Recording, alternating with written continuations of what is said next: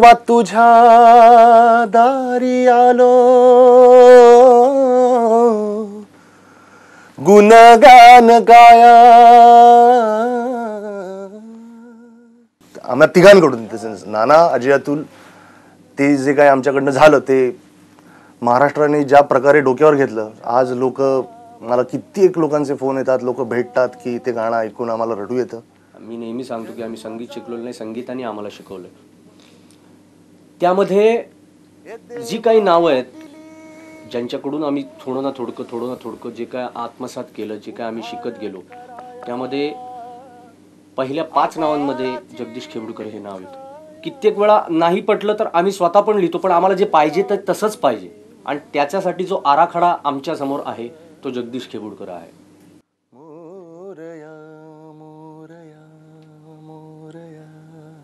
क्या बात है.